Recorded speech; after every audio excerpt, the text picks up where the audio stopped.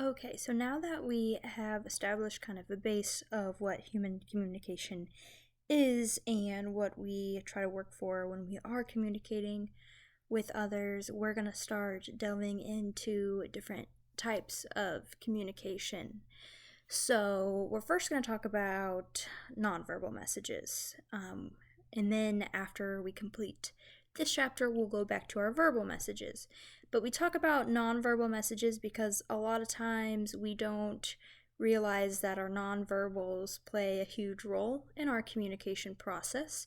So we will break that down this chapter. So, why do we focus on nonverbal communication? Nonverbal messages, it's actually considered the primary tool for conveying our feelings and attitudes and emotions when we're communicating. Our facial expressions can actually channel as much as 55% of our meaning a lot of the times. And then also our vocal cues such as volume, our pitch, our intensity, that typically conveys about 38% of our meaning when we're communicating. So add those percentages together, and about 93% of our emotional meaning is communicated nonverbally most of the times. And nonverbals are also typically more believable than our verbal communication cues. So, for example, if someone asks you if you're upset and you respond with I'm not mad in an irritated tone, you're more likely going to believe their tone that they are upset because they sound irritated versus their actual words that are saying I'm not mad. Also, nonverbal studies have shown can be critical to successful relationships. So, as we discussed, researchers suggest that as much as 65% of the way we convey messages is through nonverbal channels, and typically the more intimate our relationship with someone, the more we use and understand the nonverbal cues of our partner. So, for example, if you are close with someone and you know if they have like a certain tick when they're upset, such as maybe not looking you in the eye, you're going to be able to notice that and know that that's typically what that means because you are closer to them. And lastly, kind of to wrap up everything I just said, nonverbal communication typically serves multiple functions when it comes to our messages. So sometimes we can substitute verbal messages with the nonverbal, or we can kind of complement meaning with our words. So, for example, if someone asks you where a certain building is on campus and you tell them and then also point to the direction that that building is located, that complements that verbal message. Or if someone asks you what time it is and you say it's 4 o'clock and you hold up the number 4 with your hand, then that's also another way that our nonverbals can complement our verbal messages. And also with that though, sometimes our nonverbals can contradict our verbal cues. So similar to the example I provided when if you ask if someone's mad and they say they're not mad but they sound really irritated. So sometimes that can make interpretation of nonverbal a bit confusing. And we'll kind of talk about how to break that down and hopefully be a little bit more accurate in interpreting that. So there are also additional elements that goes with nonverbal communication. Culture bound, nonverbal behavior is extremely culture bound. So some of our friendly or polite actions that we may be used to in our American culture can be considered as an obscene gesture in another culture. So for example, the thumbs up. In the Middle East, that's actually considered highly offensive, but for here, that's more of a positive nonverbal. And another example is the peace sign in the United Kingdom and Australia is extremely insulting, but here in America, sometimes we use that just to be silly or to say maybe bye to someone. So depending on where you're at culturally, those nonverbal cues can have very different meanings. Nonverbal communication is also very rule governed. So we talked about how sometimes we kind of have those social norms when it comes to our communications. And the expectancy violations theory suggests that we develop rules or expectations for what we consider appropriate nonverbal behavior, and then we react when those expectations are violated. So, for example, think about personal space norms. We all kind of have a different size of our bubble, but if you were maybe standing in a public place and a stranger was very, very close to you, you're probably going to feel a little bit uncomfortable because it's a norm to kind of keep distance with people that you may not know very well. Nonverbal communication can be very ambiguous. Like I said, it can be hard to interpret.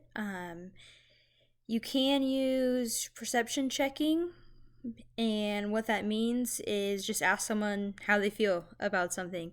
So if they seem irritated, ask them if they're irritated, ask them if something is wrong. Now, sometimes the response won't match up with the nonverbal, but that is the easiest way we can kind of check and see if we're on the right track with interpretation. Nonverbal is continuous, so unlike the stop and start nature of verbal communication, we always have some form of nonverbal communication flowing from one situation to the next. We can't necessarily turn our nonverbals off. And of course, nonverbal is non-linguistic, so what that means is it doesn't have the same regularities of like vocab, grammar, and pattern that language does. That goes back to how nonverbal is more rule governed, and us as a society makes up how those regularities look. And then lastly, nonverbal communication is considered multi-channeled. So, for example, 87% of people indicated they use other devices while watching TV. And we can use our nonverbal cues and register from our senses from a variety of sources simultaneously. However, our brain can actually only attend to one nonverbal cue at a time. So, think about if you're ever doing your homework in front of the television. Either you're not going to do your homework very well, or you're going to miss maybe a scene in the show and have to rewind because our brain cannot actually process those at the same time. We can switch back and forth really quick, but it is impossible to focus on two at the same exact time. So just kind of think about maybe some nonverbal rules that you abide by in your day-to-day life. For example, a lot of people will maybe nod as you pass by someone on campus. Maybe you wave to say goodbye or hello. And our nonverbal rules we abide by are going to look a little bit different from each person.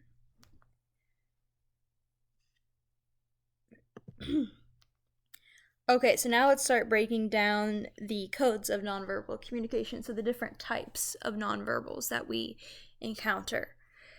So one of the most obvious is our appearance, and there's two elements that go into our appearance. The halo effect. So that's when we attach positive qualities to people who we deem highly physically attractive. So this comes into play with a lot of celebrities. If you have a celebrity crush, even though you don't actually know them on a personal level, you probably think that they're a good person overall because you have that element of attraction to them. And I have a picture of Dolly Parton here. Not that you all find her attractive, maybe you do. But the reason why is because Dolly Parton has a very specific look to her appearance, and I have never seen a photograph with Dolly Parton without makeup on. So if you all can find one and send it to me, maybe there'll be some extra credit involved, but right now, so far, one does not exist. And so I looked into a little bit into that, and she actually is quoted in an article in a magazine that she does typically sleep in a full face of makeup. And she says, I never know if there's going to be an earthquake or a tornado, and I might have to go out in the middle of the night. And additionally, she tries to keep her appearance looking good as possible because her poor husband has to look at her. So, some of us place a lot more weight on appearance and some of us don't, but that's just kind of a very extreme example. And then we also have artifacts. when it comes to our appearance. And so, what those are clothing, or other elements of our appearance, such as jewelry, makeup, tattoos, piercings, etc. And you typically make assumptions about people based on maybe certain artifacts they're wearing. Tattoos are more normal now, but in the past, there was definitely a stigma around tattoos. Think about if you guys have to wear a certain uniform on the job site and you come into class wearing that, that's going to signal to me that, your line of work is in something specific versus if maybe you were wearing a suit and tie to class. So that's how appearance comes into play with our nonverbals. And then we also have body movement, gestures, and posture. So, of course, those are going to vary. But if you look at this photograph on the right here, there's a few different postures and gestures that are being symbolized. And we can probably identify some of these, maybe make some conclusions about them. Let's see. For example, let's say these two on the far right here that I'm circling. If I was interpreting these, I would probably say that they're uncomfortable and they have to go to the bathroom. However, maybe this also signifies that someone is having a seizure. I don't know. This one right here in the middle, I would say someone's probably really upset. However, you all probably interpreted some of these images on here on the right differently than I would, and differently from each other. So that goes back to this idea that nonverbal can be ambiguous. But we are constantly using body movement, gestures, and posture. And we'll talk more about that, how those affect our public speaking as well. And then, of course, there's eye contact.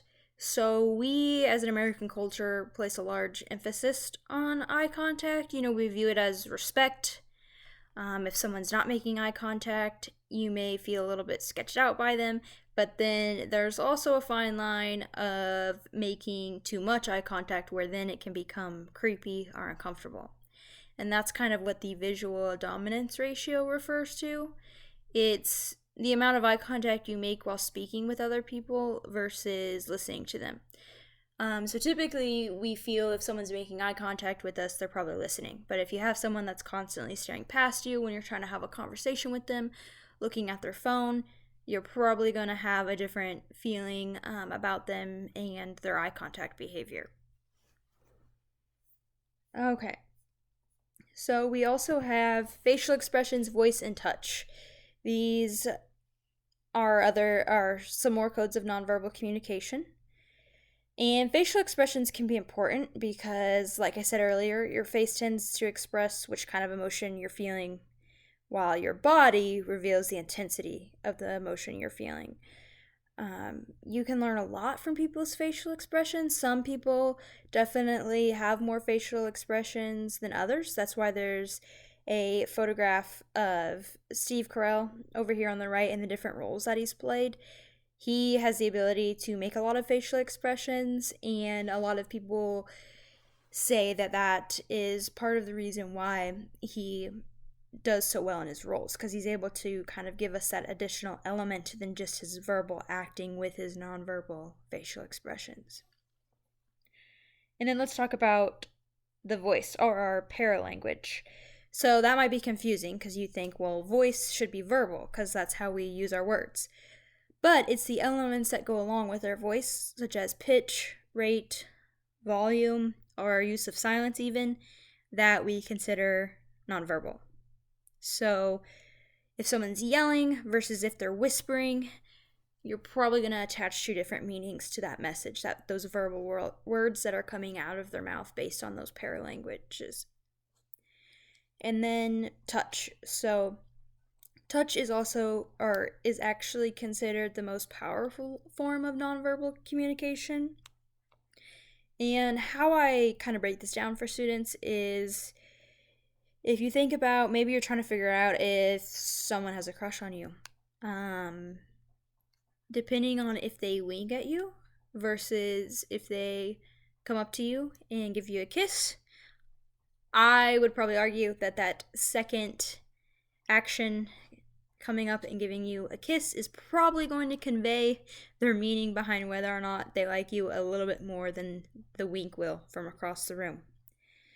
Haptics is what we call the study of human touch, and we also deal with touch ethic within our society. So this is based on culture, but also on an individual level, on kind of what we're comfortable with as far as touch, what we deem appropriate and inappropriate, and from who. And a fun fact is the amount of touch we need or are comfortable with usually depends on our background.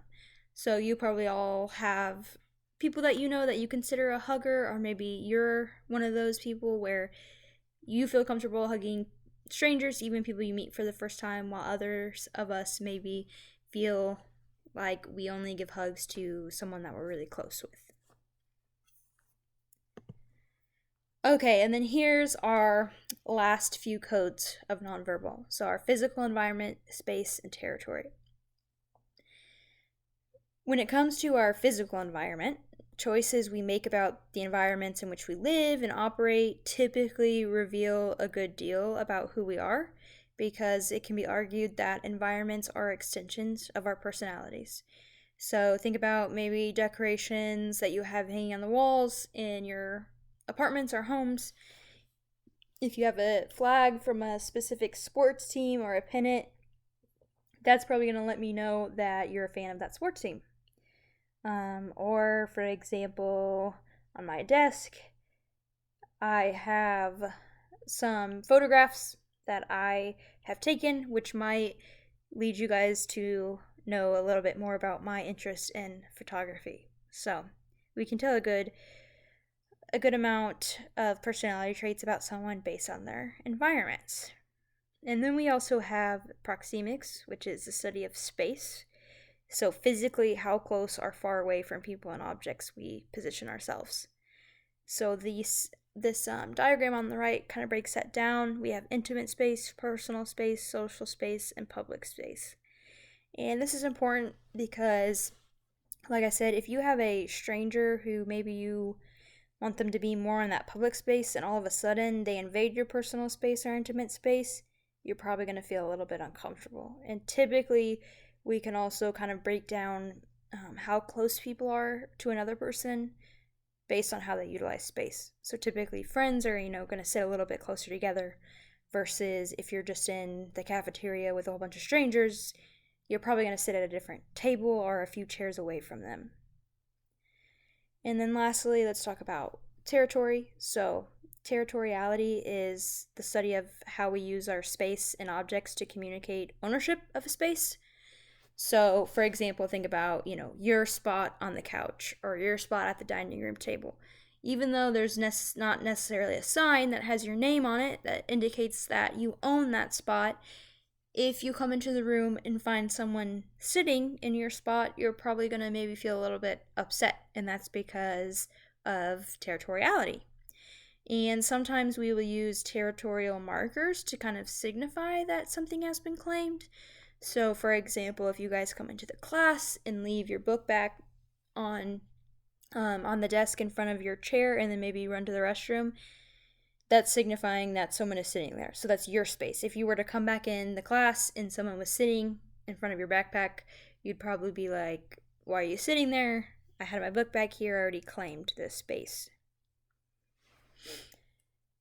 Okay, so this picture, if we were in class, we would kind of do an activity, and I would ask you guys, based on some nonverbal cues, who you think is the most powerful person in this room.